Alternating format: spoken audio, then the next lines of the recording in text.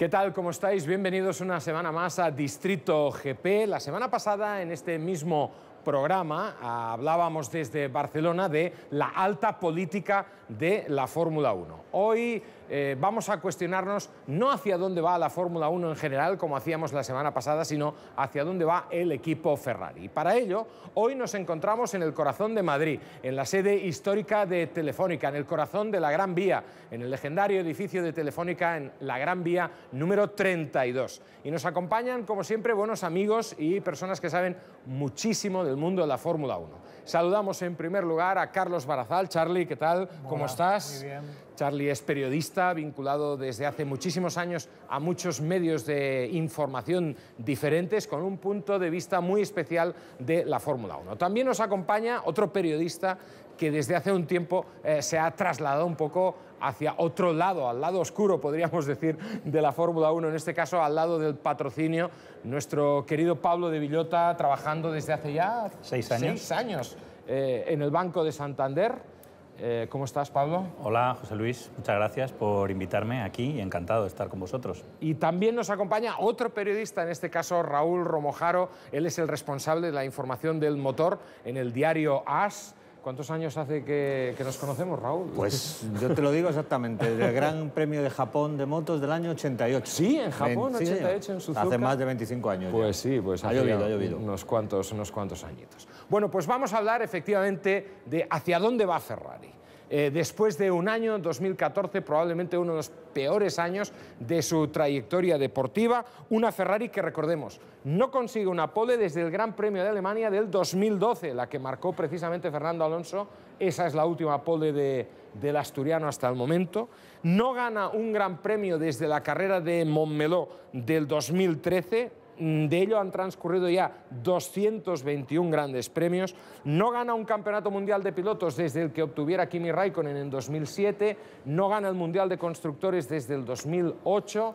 Esta temporada pasada, horrible, desde el año 93 creo que no habían ganado ningún gran premio, como ha sucedido este año. Lo mejor para Ferrari han sido los dos podiums que conquistó Fernando Alonso, un Alonso que ha quedado en clasificación 16 veces por delante de Kimi Raikkonen. Menudo baje, Carlos. Sin duda, pero es la línea de un equipo que venía a menos, que no daba con la tecla, que cambiaba mucha gente del departamento técnico, pues al final se ve reflejado en la pista, que además no entiende la filosofía del nuevo motor, no tenemos un chasis bueno, pues gracias a Dios estaba Fernando para aliviar el desastre. Y sin embargo, Pablo, todo el mundo coincide, y la historia está ahí para confirmarlo, y las estadísticas y las cifras, que Ferrari es probablemente el gran equipo de la historia de la Fórmula 1. Y después de todo este resumen un poquito así sombrío que has descrito, pues haces ahora mismo cualquier encuesta y preguntas cuál es el equipo preferido de la gente y abrumadoramente te va a salir Ferrari en todo el mundo. Entonces esto también es por algo. Dentro de todo esto, que sin negar la realidad, que es cierto que Ferrari no ha estado a la altura de las expectativas que tenía, también es cierto que si haces una comparativa con el resto de equipos fuera de Red Bull, en el cómputo general de estos últimos 5 años, el que ha estado mejor después de Red Bull es Ferrari. Entonces, también es cierto que si luego ya lo amplías más en un espacio pues, mayor de años, Ferrari siempre esté ahí. Y como todo, en la vida y en los deportes especialmente, pues tiene sus ciclos, pero no se puede negar que con todos los problemas que haya podido tener, pues Ferrari es algo que permanentemente está. Y de hecho, digamos, entre comillas, desencanto, problema o como lo queramos llamar, es porque las expectativas de Ferrari siempre son que gane y, si se puede, que arrase, como lo ha llegado a hacer en el pasado. Y de hecho, pues bueno, de aquí surge quizás esta pregunta de, bueno, ¿y qué pasa con Ferrari, no? Porque todo el mundo espera eso. Raúl, creo que el equipo de fútbol del mundo, y ahí Carlos, que sabe mucho más que yo de ese deporte, me corregirá si voy equivocado, creo que el equipo de fútbol del mundo que vende más merchandising, al menos a través de la web, y tú sabes mucho de esto también, Pablo, es el Manchester. Manchester United creo que es el equipo que vende más. Si esto lo extrapolamos al deporte del motor, es Ferrari. Nadie genera tanto merchandising como Ferrari por las razones que argumentaba Pablo. Pero, Raúl, ¿tú crees que el crédito es infinito? No, en absoluto. Yo creo que no, que lo comentábamos antes de empezar esta tertulia. Si obviamos el título de Räikkönen que mencionabas tú antes, de 2007, que en realidad personalmente creo que casi más lo perdió McLaren que lo ganó Ferrari, casi nos vamos a la época, bueno, casi no, nos vamos a la época de Schumacher, a 2004, para tener la Ferrari gloriosa que en teoría todos esperábamos cuando Fernando llegó allí, ¿no? Entonces, yo creo que efectivamente ese crédito no es infinito, y a mí personalmente lo que me da la impresión es que, aunque bueno, es una teoría que se escucha a menudo, pero yo creo que es cierta, que en cierta medida Fernando Alonso le ha hecho un flaco favor a Ferrari, en el sentido de que con su talento, su calidad, su voluntad, ha maquillado en cierta medida gran parte de los problemas, ¿no? Entonces íbamos año a año pensando, bueno, este año hemos estado cerca, el siguiente seguro que vamos mejor, ese no era, el siguiente también, así hemos pasado un largo lustro, y en realidad yo creo que el gran mérito de lo que dice Pablo, que efectivamente es así, después de Red Bull, el equipo que mejor promedio tendría en la Fórmula 1 efectivamente sería Ferrari, pero yo creo que ese mérito es más del piloto, que se llama Fernando Alonso, que de esa estructura a la que Fernando llegó, y en ese momento todos soñábamos con que iba a ser una época irrepetible, triunfal y gloriosa, ¿no? Con lo cual yo creo que sí que era momento de hacer un punto y aparte, por un lado de Fernando, y por otro lado la escudería debe tomar alguna medida, porque el crédito, como tú bien dices, yo no considero que sea infinito. De todas maneras, hablando del crédito, recordemos que desde el 79 hasta que volvió a ganar Schumacher, Ferrari ganó muy poco, salvo el 83 años, y el 82, que estuvo ahí las veces que estuvo más cerca, y tampoco pasó nada, ¿eh? O sea, Ferrari, lo ha dicho Pablo muy bien, Ferrari está por encima del bien y del mal a nivel de Fórmula 1 y de afición. O sea, su afición seguramente es la más fiel que hay en toda la Fórmula 1, y eso, pues aguantan lo que les eches.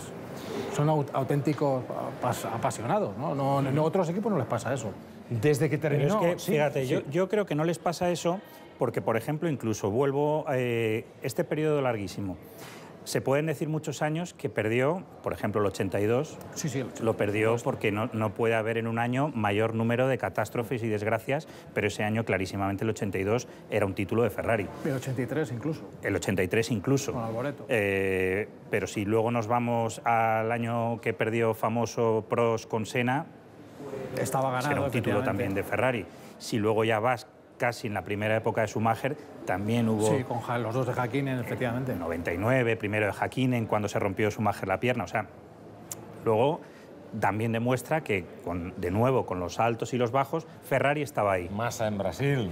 Y eso, un poco a lo que dice Raúl, que es cierto que fue más de mérito de McLaren aquel título, pero es que al año siguiente no es que fuera Hamilton en la última vuelta, es que fue en la última curva, cuando ya estaba Ferrari celebrando un título que se puede decir que es merecido. Entonces, igual que, bueno, en ese lado se decantó la balanza en la última curva a McLaren, bueno, son dos títulos también con Fernando que en la última carrera...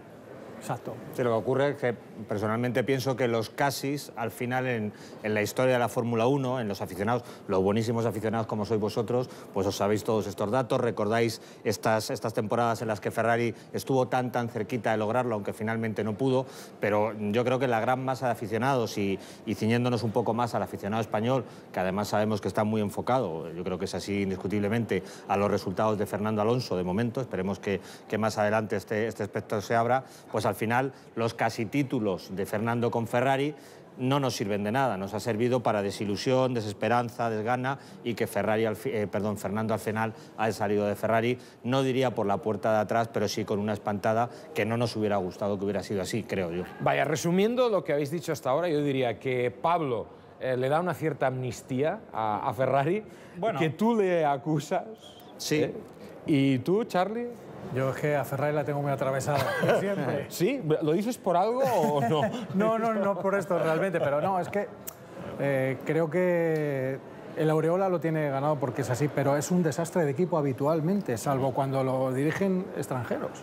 O sea, es que me da la sensación de que en Ferrari han dicho, hay un español, ¿a mí me va a mandar un español? No, tiene que venir un alemán con el látigo para ponerme firme. Es la sensación que me da por el fichaje de Vettel. Pablo, ¿te ibas a comentar algo? Yo realmente no es tanto por justificar, sino porque lo que quiero decir es que no es sostenible un crédito a un equipo que tiene un resultado como el de 2014.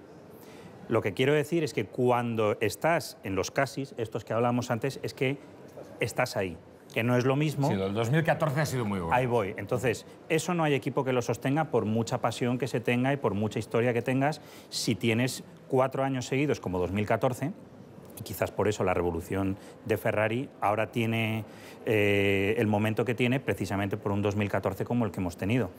Entonces, cuando a lo largo del tiempo siempre estás ahí, pues es lo que ya sí que la base de aficionados dice, bueno, podría estar mejor, pero vamos, no son todos los años como este. Yo creo que es lo mínimo que se debe exigir a un equipo, a una escudería con la tradición, la leyenda, el presupuesto, que en gran parte de eso tiene algo que ver en Santander, que maneja Ferrari. En mi opinión, lo mínimo exigible es que esté ahí, faltaría. Que decir, lo de este año, evidentemente, es insostenible. Pero que decir, la normalidad para mí es que Ferrari pelee cada año por el título. Que luego lo consiga o no, ese es el matiz diferencial que hace que la estructura o el trabajo sea el adecuado o que se revele que algo está fallando, ¿no? O sea, estar ahí, yo creo que si no exigimos eso a Ferrari, ¿a quién se lo vamos a exigir? Están en el camino, al menos, de intentar solucionarlo. Hemos visto cómo al día siguiente del Gran Premio de Abu Dhabi ya nos anunciaban la destitución de Marco Mattiacci para incorporar a Rivabene. Estamos viviendo un invierno convulso, podríamos decir, en Ferrari. Pat Fry y Nicolas Tombazis ya no están en la escudería. Ha sido promocionado James Allison como responsable técnico. Se habla de la inminente incorporación de Jock Clear, que ya se ha ido de Mercedes. También el señor Hamashima, responsable de neumáticos, ha sido apartado de Ferrari. ¿Este es el camino? ¿Esta es la solución? Quizá... Aparentemente es muy bestia, ¿no? Sí, pero debido a los casis que estábamos comentando, no se había llevado a cabo esa revolución que parece que hacía falta. En nuestro círculo comentamos que el día que saliera Fernando, seguramente, cuando ya se rumoreaba, se sabía que se iba a ir, que el día que saliera se iba a hacer lo que él llevaba pidiendo tiempo, que era un cambio muy fuerte dentro del equipo. Acordaos que cuando aterriza Mattiacci en China, él dice, yo no voy a hacer una revolución, sino una evolución. Y ahora realmente esto de evolución pinta poco. Pero la verdad es que yo desde que soy pequeño que escucho decir que Ferrari está en revolución o está en evolución. Bueno, yo tampoco, realmente, todo lo que estás comentando es cierto, pero tampoco veo yo tanta revolución en todos los equipos. ¿Tú crees que no? No. ¿Qué ha pasado, por ejemplo, si empiezas a mirar el resto de los equipos? Hay cambios en la cúpula de los ingenieros, en todos, en Red Bull. Está habiendo, a lo mejor no... fuga, en Red Bull ha habido fuga más bien. Pues eso significa también... Pero, Pablo, cuenta que se ha ido el presidente... Ese es el verdadero cambio.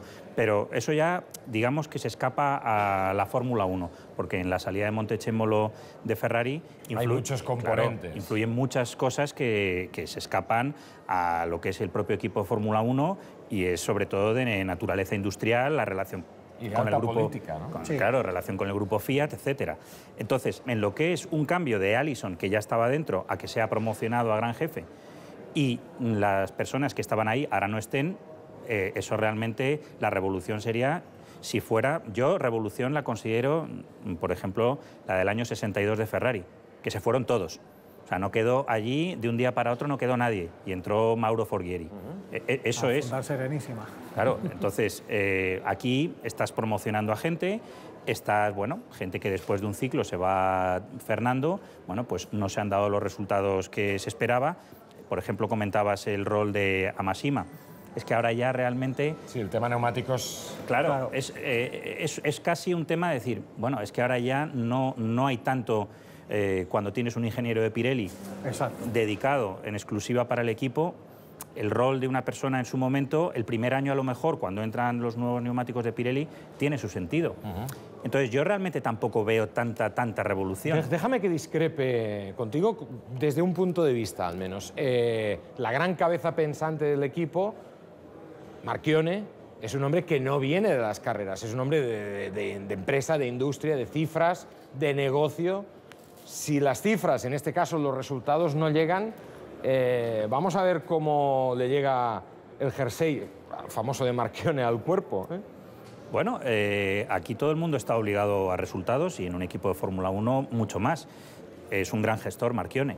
También es muy dado a resultados inmediatos, pero también sabe que si no se concede cierto tiempo para que esos resultados den a la luz, estaría todavía agravando el problema. Y de hecho, no tenemos más que ver también un poco la evolución de los otros equipos. Cuando Red Bull ha llegado a su racha gloriosa fue después de 4 años bastante flojitos. Mercedes, toda una gran Mercedes, hasta que ha llegado este año, llevaba en Fórmula 1 sufriendo mucho, y estamos hablando de Mercedes. Probablemente el constructor con una historia en Fórmula 1 más obligada a estar a un nivel como el que han estado este año. Entonces, en Fórmula 1, construir un departamento aerodinámico, construir una línea de evolución... Claro. Entonces, Marchione, eso, como gran gestor que es, lo sabe. Y yo no creo que vayan a ser 3 años, porque ya en el momento ahora que está Ferrari, hay muchas medidas que las tomó no ya Mattiacci, que las tomó Domenicali.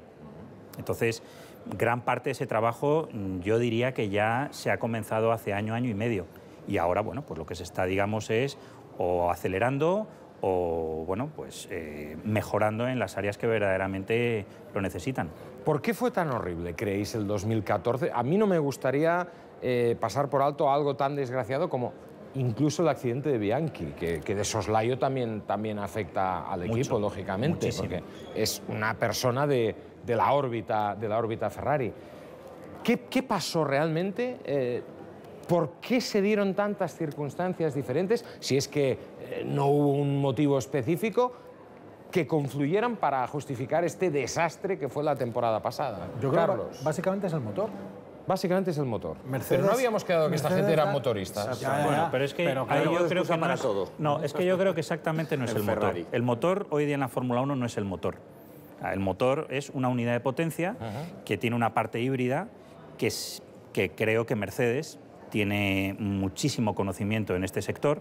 Entonces, si consideramos motor solo lo que es el bloque motor, sí, la unidad de potencia. A mí me gustaría comparar realmente lo que es el bloque Renault, Ferrari, Mercedes. Claro, si luego ya metemos todo lo que es esa parte electrónica híbrida... No, claro, es todo. Ya es un tema que sobrepasa. Pablo, si lo que es recuerdas, para mí yo sí que estoy de acuerdo contigo, José Luis, que hay una revolución que es de arriba abajo. Es decir, para mí el gran problema que ha tenido Ferrari en los últimos años, sin olvidar, Dios me libre en ningún momento, lo que este hombre hizo por la escudería en su momento y la tradición que tiene y la historia que acumulaba, es el presidente Montechémolo. Para mí era un tapón que existía en Ferrari. Montechémolo que dijo, nosotros no hacemos aviones, hacemos coches, hacemos motores, hacemos esta historia, y no fue capaz en su momento de, en mi opinión, dejar a... Yo a Domenicali le veo mucho más capacitado de haber sacado adelante el proyecto de Ferrari de lo que al final pudo demostrar.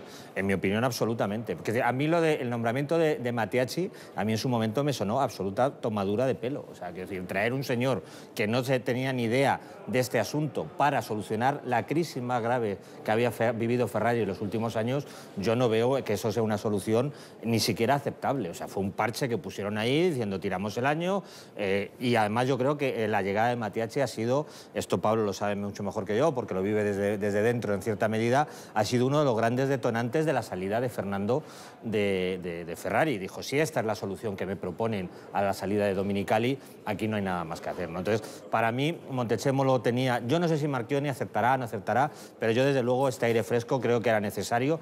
Yo a Arribabene sí le conozco, creo que como algunos de vosotros, desde hace mucho tiempo, tanto a él como a su hermano, que estuvo aquí en Philip Morris, España. Marco, efectivamente. Y entonces son gente de carrera, gente que vive esto con pasión, gente que sabe lo que es Ferrari. No quiero decir con esto que sean garantías de éxito, pero sí a mí al menos me esperanza, aunque ahora ya sea sin Fernando, que haya un movimiento, una revolución en cierto sentido, aunque Pablo lo ve no tan importante, que algo hay que hacer cuando las cosas no funcionan. Mantener... Hemos estado 5 años, efectivamente, no se hace un equipo ganador de un día a otro, pero es que no hablamos ni de 1, ni de 2, ni de 3. Ha sido 5 años que a mí lo que más me duele, como por supuesto que respeto mucho a Ferrari, y no me considero ferrarista, pero creo que es una leyenda de este deporte, lo que me duele es que han acabado quizá con los 5 mejores años de Fernando Alonso en cuanto a madurez, experiencia, rapidez. Alonso ya está en una curva, evidentemente por motivos obvios de edad, que solo puede ser descendente. No digo que sea mañana ni el año que viene, pero por pura naturaleza no vamos a ver a un Alonso con 40 años al nivel que le hemos visto en 2010, 2011, y esos años Ferrari, en mi opinión, los ha dinamitado para Alonso. Daros cuenta, yo hablaba de un invierno convulso, pero es que el año ha sido horrible. desde muchos puntos de vista, también para los referentes del propio Fernando en el equipo. Se va a Domenicali, con quien tenía una relación excepcional. El propio presidente Luca Di Montezemolo, aunque tal vez la relación ahora no era la mejor, no estaba viviendo su mejor momento, que duda cabe que Alonso tenía una muy buena relación con él. La muerte de Emilio Botín, que para Fernando yo entiendo que también debe haber pesado mucho, Pablo. Para todos nosotros, sin duda. Pero también yo, a la hora de juzgar un poco la labor de Matiacci o de cualquier otro, he oído varias veces, es que no tiene ni idea de Fórmula 1. A veces, Briatore tampoco tenía ni idea de Fórmula 1. Ni nada de nada. Hizo 2 veces campeón del mundo, primero a Benetton y luego a Renault. Se rodeó de gente que sabía mucho. No, pero no llegó a apagar un incendio. Llegó a crear un proyecto y lo creó. Pero es un gestor. No llegó con una manguera de bombero a gestor. solucionar una crisis tan grave como la que tenemos. Bueno, cogió un equipo que no tenía ningún resultado relevante y lo convirtió en campeón del mundo y lo repitió por 2 veces. Entonces, simplemente es por dar el dato de que no siempre, es decir, es que no tiene ni idea de Fórmula 1. Bueno, a veces que lo diga yo, que soy muy carrerista, pero es que muchas veces a lo mejor el problema es de gestión. A lo mejor es que hay excesivo, entre comillas, carrerismo dentro del equipo y los árboles no te dejan ver el bosque. Y yo creo que a veces es un poco lo que ha pasado en Ferrari. Esto cuando hablábamos, no, es que Ferrari... Hay que coger una distancia, claro, ¿no? Para un tema, por ejemplo, simplemente cultural de equipo como es Ferrari toda la vida han sido motores y evolucionar los motores y el sistema de probar en pista, porque es la cultura italiana de desarrollar un coche. Y Ferrari no ha evolucionado desde eso. Claro, estás hablando de 500 personas con una filosofía. Que no se la ha cambiado. Ahora vete a cambiar. Este argumento que tú estás escribiendo y que es muy válido, lo vivimos con el propio Schumacher en su época en Mercedes. Exacto. Acostumbrado a prueba-error, hacer cientos de kilómetros entre carrera y carrera. Y montarle a Schumacher ahora en un simulador para evolucionar. Y dice, no, mira, es que yo en mi vida he hecho esto. Claro. Cambia 500 personas esa filosofía de evolucionar. Entonces, pues claro, no es tan fácil ni lo consigues de un día para otro y entonces quizás lo que sí que necesites sea más, en un momento dado, un tema de gestión. Si no ha salido bien, porque bueno, obviamente no habrá salido bien si han decidido no continuar con Marco Matiacci, no por el hecho, que quiero yo decir, de que traigas a alguien que no sepa de carreras, pues necesariamente tiene que ser malo. A veces creo que al revés. Puede que sea lo que... Yo no me refería solo con Matiacci al tema de no saber de carreras, que efectivamente un buen gestor que se derrode de un equipo válido puede hacer un gran trabajo. Yo me refiero más a una cuestión, no sé si la palabra es carisma, pero sí diría talento y liderazgo. Más allá, que decir, las primeras intervenciones de Matiacci a mí sinceramente me dejaron clarísimo. La primera rueda de prensa en China no fue muy acertada. Dije, esto se ha acabado. Esto ahora sí que se ha acabado. El propio Montezemolo no dejó hablar a Matiacci, ¿os acordáis? O sea, fue algo, no fue algo digno de Ferrari, en mi opinión. O sea, a mí me pareció... La historia aquella de China con las gafas de sol y tal fue un poco esperpéntico, fue un poco raro. Yo creo que Fernando ha chocado en ese sentido con él. Ya te digo, no tanto como conocimiento o experiencia en carreras, sino con el talante que Matiacci ha demostrado para sacar esto adelante. Ya, ojo, lo digo desde la distancia, ¿eh? Yo, como sabéis, no estoy en la circuito. ¿Demasiado autoritario desde tu punto de vista? No. Más que autoritario, yo creo que poco operativo y poco... No, porque Todt era muy autoritario en este sentido. Sí, Carlos. Napoleón, absolutamente. Sí. De hecho, por eso decía que era Todt y un grupo de británicos o de anglosajones por debajo. La época de Barnard, por ejemplo. Claro, y en el 91 igual. Tú hablas de la Ferrari que funciona cuando Barnard se lleva a Ferrari a Inglaterra, básicamente, por ejemplo. Cuando estaba Enrique Calabroni también. Bueno, no ganaron ahí estábamos en la época de los pero fue el casi. Pero es lo que decíamos, fue por aquello que ocurrió con Senna, bueno, pues son cosas de las carreras. Pero estaban ahí. Pero aquí, lo de este año, volviendo a la pregunta que hacías, en la unidad de potencia, Mercedes da con la filosofía perfecta, Renault y Ferrari no. A partir de ahí tienes una desventaja enorme. Si tu equipo aerodinámico no está al nivel del de Red Bull, que Red Bull ha conseguido, pues hemos visto un coche que frenaba mucho más tarde, que pasaba mejor por curva y suplía con eso el déficit de su motor, de su unidad de potencia, para hablar con propiedad, pues ya tienes todos los ingredientes para el desastre. Te encuentras con una Williams resucitada, año sí, año no, buen coche, que corre. Pues te vas ¿Y esto es atrás. solucionable a corto plazo? Ahora, de momento ya sabemos que Ferrari va a recurrir a una empresa austríaca que trabajó con Red Bull en el desarrollo del motor Renault. Claro, que Ferrari tenga que irse a Austria a encontrar una asesoría con el tema motor, cuando, insisto, Nosotros no hacemos aviones. Más que motor... Quien hace aerodinámica es porque no sabe hacer motores, no lo digo yo, lo dijo el comendatore, lo dijo esto, ¿no? Pero realmente no es que vayan a hacer el motor. Van en las partes del motor, de todo lo que es este sistema híbrido nuevo, pues igual que en la época que salió el motor turbo, pues hicieron un acuerdo con Comprex, un proveedor externo que era el que les proporcionaba todo lo que era el turbo y ellos se concentraban en lo que era... Ilmor en su momento. Entonces, bueno, pues tendrán que tomar todas las medidas y tendrán que ir a los mejores del mundo, los mejores proveedores, que en aquellas partes donde estamos hablando, por ejemplo, también de Renault. O sea, decir Renault, pues uno de los mejores motoristas de toda la historia de la Fórmula 1. Tengo que recurrir a Mario Ilien, por ejemplo. Bueno, ¿no? Pues, o sea, que el problema existe y quien ha dado con la tecla, como decía bien Carlos, pues ha sido Mercedes, que también se le espera un poco por todo su conocimiento a nivel industrial, ¿no? Claro, pero yo por eso yo apuntaba muy directamente a Montechémolo, porque a mí también me da la sensación que en todos estos años Ferrari ha perdido parte del peso específico que debería tener en este deporte como leyenda que es de él. Me refiero... ¿Dentro de la FIA incluso? Sí, sí, a todos los niveles. Que evidentemente yo estoy de acuerdo con Pablo que el tema de la tecnología híbrida, y con Carlos, les ha pasado por encima y han pagado ese tributo muy caro. Pero es que quizá en su momento, Montechémolo, cuando se empezó a negociar, que esto efectivamente no es de hace un año ni de hace dos, viene de tiempo atrás, en su momento quizá debieron sentar unas bases que esta evolución hubiera sido... No sé, yo no soy quien para pensarlo, ¿no? Quizá más progresiva o año a año, o empezamos por esto y seguimos por esto, pero porque Ferrari tenía que ser consciente que ese no es su negocio, esa no es su industria. Ellos no hacen coches híbridos, hacen coches superdeportivos, efectivamente animados por motores muy potentes. Entonces, quizá en ese momento Montechémolo debe decir, bueno, nosotros somos Ferrari, vamos a ver cómo hacemos esta transición. Es complicado, lo sé, pero yo creo que también ahí tampoco han pecado... los hacía Audi, Raúl. Y han empezado en las carreras y ahora ya están llevando la tecnología de las carreras a la calle. Es con otro unos problema, coches que estamos excelentes. alemanes e italianos y a la hora de funcionar, que es lo que volvemos a lo de antes, ¿no? Cuando llega Todd y da la vuelta por completo a la estructura y se desprende de los italianos, pues la cosa parece que funciona de otra manera, ¿no? O sea, quizás sería otro problema. Muy rápidamente, una serie de cuestiones y ya estamos en la recta final. Pablo, no está Emilio Botín. ¿El compromiso del Santander con Ferrari va a mantener la misma intensidad en un futuro inmediato? Bueno, nosotros seguimos con Ferrari y, como comentaba al principio, el patrocinio está funcionando extraordinariamente bien. Entonces nosotros seguimos con nuestro contrato y con ganas de seguir obteniendo muchos éxitos. Con Ferrari tienes una cosa buenísima, que es quizás la propiedad deportiva más flexible del mundo, porque tú tienes lo que es la parte de la pasión de un equipo de fútbol, que la gente se pinta la cara con los colores, pero luego tienes la división de coches que hacen soñar a la gente. Y luego tienes... Y que industrialmente es un exitazo. Y industrialmente, cada vez más. Claro.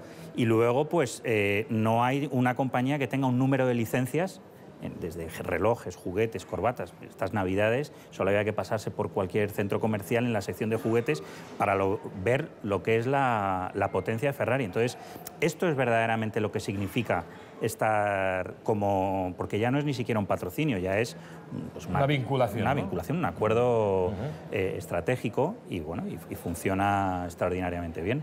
Raúl, hay quien dice que Arribabene, que Mauricio Arribabene lo han incorporado porque la continuidad del apoyo de Marlboro a medio-largo plazo tambalea.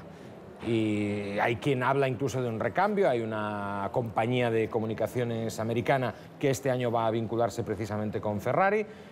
¿Tú crees que esta incorporación de Arribabene tiene alguna relación con intentar amarrar el patrocinio de Marlboro con el equipo? Pues, hombre, no tengo datos para afirmarlo, pero desde luego no es descabellado pensarlo, por lo que hablábamos antes, al hilo de lo que tú preguntabas, el crédito no es infinito para nadie.